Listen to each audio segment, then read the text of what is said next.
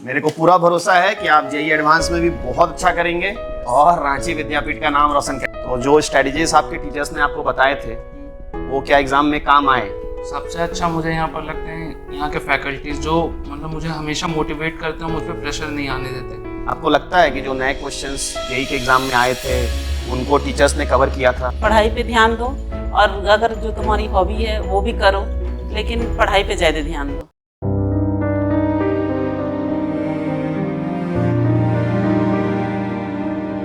स्वप्निल, ये बताओ कि आपकी जो जेईई प्रिपरेशन की जर्नी थी वो कैसी रही है ना? पूरा स्ट्रॉन्ग पॉइंट्स क्या फील हुए, वीक पॉइंट्स क्या हुए, पूरी फुल डिटेल में जर्नी बताइए। मैंने अपनी 11th की जर्नी 10th से शुरू कर दी थी। हमारे बोर्ड एग्जाम्स लेट थे तो मैंने पर सब्जेक्ट 2-2 चैप्टर्स अपने 10th में ही कवर कर लिए थे, जिसके कारण से मेरे पास एक एक्स्ट्रा एडवांटेज था बाकी बच्चों से।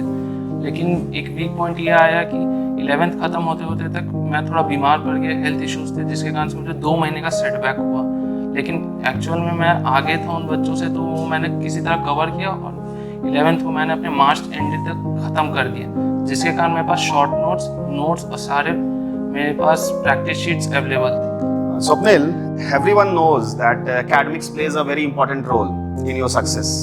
But apart from academics, किस चीज़ ने आपके सक्सेस में बहुत important role play किया है? मैंने एग्ज़ाम से पहले अपने टीचर्स से बहुत सारी स्ट्रैटेजी डिस्कस की थी, जिसके कारण मुझे एग्ज़ाम से पहले पता था कि मुझे पेपर कैसे अटेम्प्ट करना है और मुझे उसमें कौन से सेक्शंस में कितना टाइम देना है। That means you were having a self belief कि आप क्रैक करने ही वाले हो। I was knowing that I will crack it in the first attempt only. अच्छा, फिजिक्स वाले के जो टीचर्स थे उनके थ्रू आपको कैसा गाइडेंस मिला? मुझे बहुत अच्छा गाइडेंस मिला, पर्टिकुलरली जो नए क्वेश्चंस होते थे पेपर या टेस्ट या पीडब्ल्यू के टेस्ट सीरीज में जो आते थे, वो जो नहीं बन पाते थे, मैं उनको रेगुलर सॉल्व करता था और टीचर से जाके उनके डाउट क्लियर करता था। तो जो स्ट्रेटजीज आपके टीचर्स ने आपको बताए थे वो क्या एग्जाम में काम आए? हाँ, आपको लगता है कि जो नए क्वेश्चंस जेईई के एग्जाम में आए थे उनको टीचर्स ने कवर किया था? हाँ, जो नए क्वेश्चंस आए थे वो कहीं ना कहीं क्लास की नोटबुक से आए हुए थे और मैंने उन्हें पहले भी किया हुआ था और हमारे टीचर्स ने उनको अच्छे से बताया था। स्वप्निल, जेईई के प्रिपरेशन में आपके जो पास्ट के मिस्टेक्स हैं उसको ध्यान में रखते हुए आप अपने जूनियर्स को क्या सजेस्ट करना चाहेंगे? पहला सजेशन मैं ये देना चाहूँगा कि वो हमेशा इनऑर्गेनिक में एनसीईआरटी को प्रॉपर रिवाइज करें, क्योंकि जो मैंने नहीं किया था अपने प्रिपरेशन में, जिसके कारण से मुझे थोड़ा सेटबैक हुआ। एनसीईआरटी प्रॉपर रिवाइज करने से एक क्वेश्चन पेपर का पैटर्न आपको पता चलता है और उससे आपको बहुत हेल्प मिलती है। मतलब ये कहना चाह रहे हैं कि टीचर्स का नोट्स भी पढ़ना है और साथ साथ में एनसीईआरटी को रेगुलर रिवाइज करते रहना है और उसको रीड करना है। ओके। दूसरा सजेशन ये देना चाहूँगा कि मैथ्स हमेशा वो एक्स्ट्रा प्रैक्टिस करें, क्योंकि मैथ्स हमेशा थोड़ा टफ हो जाता है, जिसके कारण से मुझे भी दिक्कत हुई थी अपने मॉक टेस्ट और टेस्ट सीरीज में, जिसके कारण मैंने मैथ्स में एक्स्ट्रा टाइम दिया और जिसके कारण मेरा मैथ्स सही हुआ। स्वप्निल, लगातार पढ़ते रहने से बोरियत सी हो जाती होगी, तो उस समय आप कैसे मैनेज करते थे? पर्टिकुलरली 11th में मैं अपने भाई बहन के साथ बैडमिंटन खेल लेता था, यूट्यूब पे थोड़े पॉडकास्ट और मोटिवेशनल वीडियोस देखता था। 12th में अपने फैमिली से दूर था तो मैं अपने पास के पार्क में चल जाता था एक वॉक के लिए और थोड़े बहुत गेम्स खेलता था। अच्छा, तो अपने पसंद की जो ये आपकी एक्टिविटीज़ हैं इनके लिए आप टाइम कैसे निकाल पाते थे?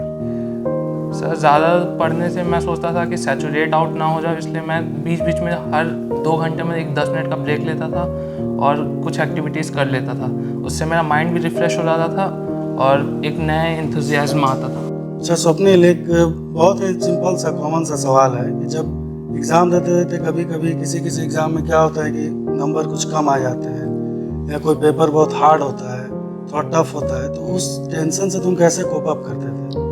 Particularly I believe that marks को कंपेयर नहीं करना चाहिए, लेकिन जब भी मेरे टेस्ट में कम मार्क्स आते थे तो मैं ये देखता था कि पेपर का लेवल कैसा था और उसके हिसाब से मैंने कैसा स्कोर किया। अगर वो मेरे एक्सपेक्टेशन से कम रहता था तो मैं अपने टीचर से डाउट सॉल्व करता था, स्ट्रैटेजीज को वापस से ये बहुत इंपॉर्टेंट पॉइंट है, डाउट्स को रेगुलरली तुम क्लियर किया करते थे। हाँ, और अपने स्ट्रैटेजीज को चेंज करता रहता था ताकि जो मेरे लिए बेस्ट स्ट्रैटेजी है मैं एंड ऑफ द डे उस पर पहुँच सकूँ। ठीक, और एग्जाम के पहले उन सारे पॉइंट्स को रिवाइज भी करना एक इम्पोर्टेंट फैक्टर होता है। हाँ, मैंने अपनी एक डायरी नोट की थी जिसमें मैं अपने सारे टेस्ट के रिजल्ट्स लिखता था, उनमें क्या क्या मिस्टेक्स हुई हैं और उनसे मैंने क्या क्या सीखा, मैं उनको उसमें नोट डाउन करता था। ये बहुत इम्पोर्टेंट पॉइंट है। स्वप्निल, ये बताओ कि हमारा जो जेईई का सिलेबस होता है बहुत वास्ट होता है, तो आपको कैसे पता चला कि कौन से क्वेश्चन बहुत इंपॉर्टेंट हैं और उनको कैसे फोकस करना है, किस पोर्शन को स्किप करना है?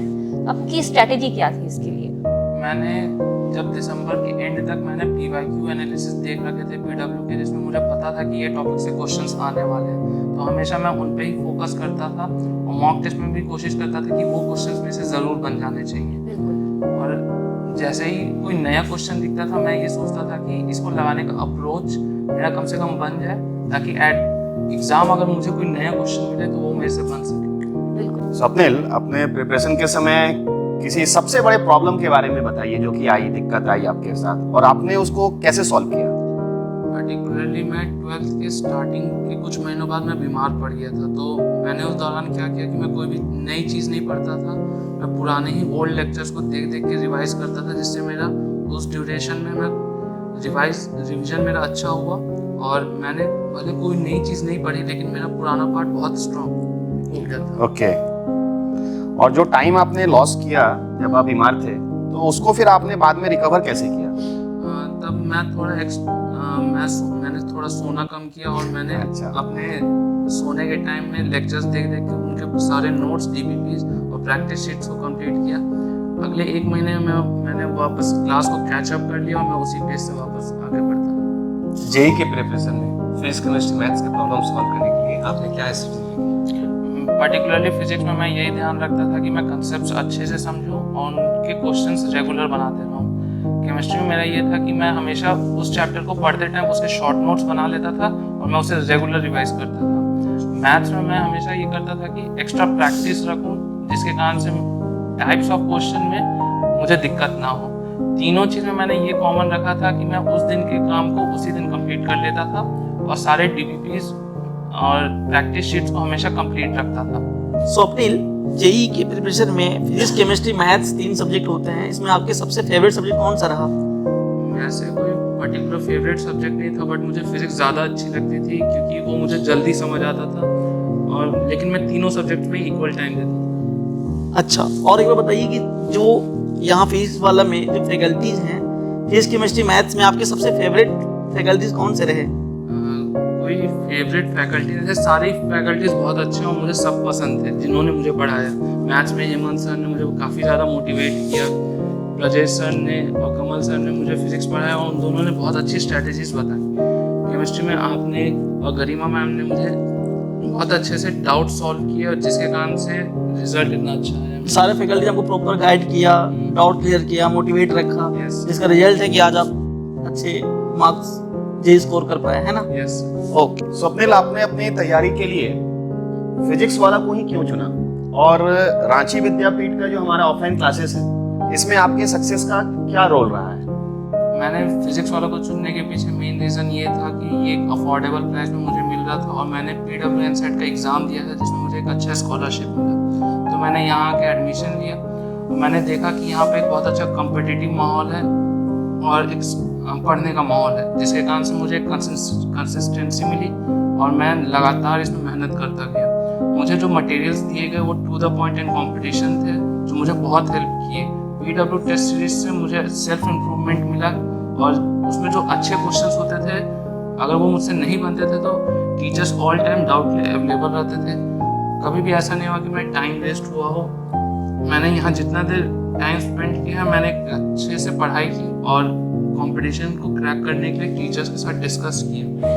अच्छा, फिजिक्स वाला का जो हमारा टेस्ट सीरीज होता है वो आपको कैसा लगा? वो कंपटीशन से थोड़ा अच्छे लेवल पे है, जो आपको मोटिवेट भी करता है और नए क्वेश्चंस के लिए आपको प्रिपेयर भी करता है, ताकि एग्जाम में अगर नए क्वेश्चंस आए तो वो तुरंत बन सके आपसे। स्वप्निल, फिजिक्स वाला में तुमको सबसे अच्छा क्या लगता है?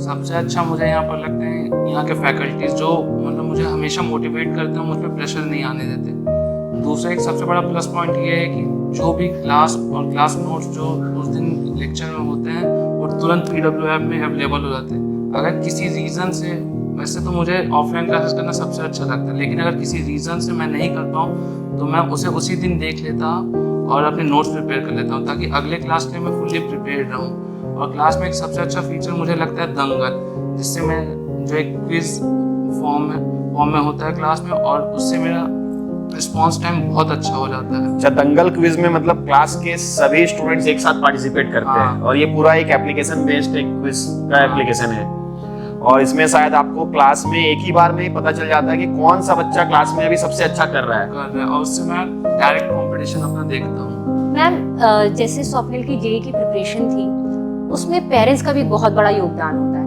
तो हमारे बहुत सारे पेरेंट्स हैं जो ये जानना चाहते होंगे कि इस पूरे जर्नी में आपने स्वप्निल को कैसे मोटिवेटेड रखा, कैसे उसकी जर्नी में हेल्प किया आपने? मैं इसको हमेशा ये बोलती थी कि तुम जिस भी काम को टाइम दे रहे हो, टाइम बहुत इंपॉर्टेंट है अभी तुम्हारे लिए। जिस भी काम को टाइम दे रहे हो वही काम और वही तुम्हारा समय आगे बदलेगा। इसलिए हमेशा पढ़ाई पे ध्यान दो और अगर जो तुम्हारी हॉबी है वो भी करो, लेकिन पढ़ाई पे ज़्यादा ध्यान दो।